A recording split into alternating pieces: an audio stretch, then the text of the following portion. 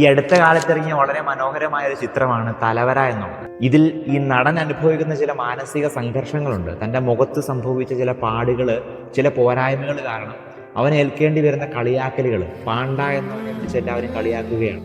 എന്നെ ഇനി അങ്ങനെ വിളിക്കരുത് എന്നൊക്കെ പറഞ്ഞ് അവൻ അടിയുണ്ടാക്കുന്നുണ്ട് സുഹൃത്തുക്കളോട്. ചില പേരുകളൊക്കെ നമുക്ക് വീണ് കഴിഞ്ഞാൽ പിന്നെ അത് ഒരിക്കലും മാഞ്ഞു പോകത്തില്ല. ജീവിതകാലം മുഴുവനും ആ ഒരു കണ്ണിലൂടെയാണ് സമൂഹം അവനെ നോക്കിക്കാണുന്നത്. കഴിഞ്ഞ ദിവസം ഒരാൾ പറയുന്നത് കേട്ടതാണ്, ഇവനെ നമുക്കറിയാൻ പാടില്ലേ, ഒരു പൊട്ടൻ, ഒരു വിവരവും ഇല്ലല്ലോ.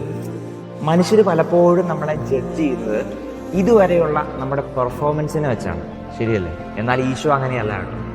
നീ ഇന്നലെ വരെ എന്തായിരുന്നു എന്നുള്ളതല്ല, ഈ നിമിഷം നീ എന്താണ് എന്നുള്ളതാണ്. നാളെ നിന്നെ എന്താക്കാമെന്നാണ് അവൻ നോക്കുന്നത്. അതുകൊണ്ട് ഇന്നലകളിലെ വിഷമങ്ങളും പോരായ്മകളും കുറവുകളും ഓർത്തുകൊണ്ട് നീ വിഷമിക്കരുത്. ഇന്നത്തെ സുവിശേഷത്തിൽ വളരെ പ്രത്യേകമായിട്ട് ഈശോനെ അനുഗമിച്ച സ്ത്രീകളെ പറ്റി പറയുന്നുണ്ട്. അത്ര നല്ല ബാക്ക്ഗ്രൗണ്ട് സ്കോറുള്ള സ്ത്രീകളായിരുന്നില്ല ഈശോയുടെ കൂടെ നടന്നത്. അന്ന് പാപത്തിൽ ജീവിച്ച ഈ സ്ത്രീകള് ഇന്ന് ഈശോയുടെ കൂടെ സുവിശേഷം പ്രസംഗിക്കുകയാണ്. ഇന്നലെ വരെ നീ ജീവിച്ചിരുന്നത് വലിയ പാപത്തിന്റെ കുഴിയിലും ബന്ധനത്തിലും ആയിരിക്കാം. പക്ഷെ ഈശോ നിന്നെ നോക്കിയിട്ട് പറയാണ്, നിനക്കൊരു നാളെയുണ്ട്. മകനെ, മകളെ, ഇവിടെ തീരാനുള്ളതല്ല നിന്റെ ജീവിതം. നിന്നെപ്പറ്റി എനിക്കൊരു പദ്ധതിയൊക്കെ ഉണ്ട് എന്നുള്ളത്.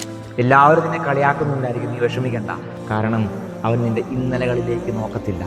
ഒരൊറ്റ ചോദ്യം മാത്രം, ഈശോയുടെ ഒപ്പം പോരാൻ നീ തയ്യാറാണോ?